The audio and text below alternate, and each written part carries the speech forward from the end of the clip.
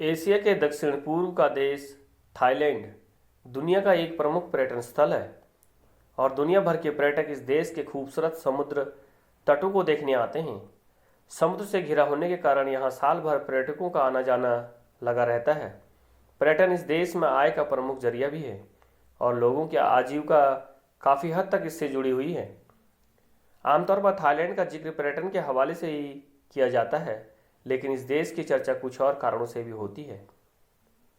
हाल ही में किताब के सामने आने के बाद थाईलैंड में रेंटल वाइफ के चलन को लेकर नई बहस छिड़ गई है।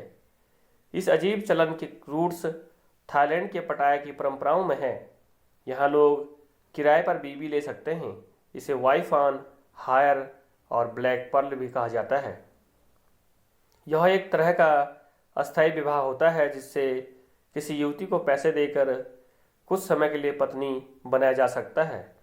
तय समय तक युवती वाइफ के सारे फर्ज अदा करती है। हालांकि यह प्रथा अब एक व्यवसाय का रूप लेती जा रही है। आइए जानते हैं क्या है थाईलैंड में तेजी से फलता फूलता रेंटल वाइफ का चलन।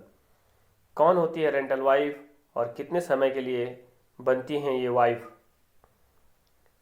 थाईलैंड में पत्नी को किराए पर रखने की विवादास्पद प्रथा कैसे तेजी से आगे बढ़ रही है और यह आय का एक प्रमुख स्रोत बनती जा रही है। पर्यटक करते हैं हायर। थाईलैंड में बड़ी संख्या में विदेशी पर्यटक आते हैं।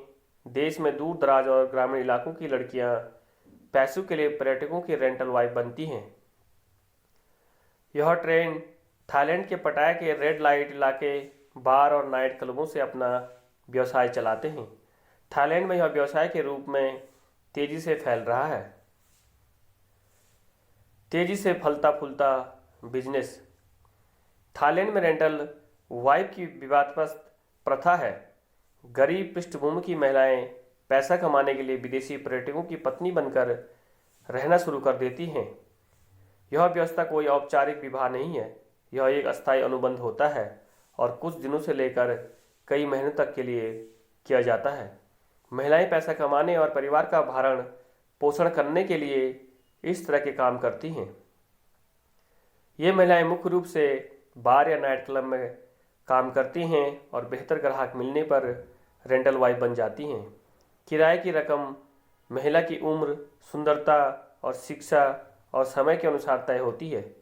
रकम $16,000 से $1,16,000 तक हो सकती है। इस प्रथा को लेकर थाईलैंड में कोई कानून नहीं है।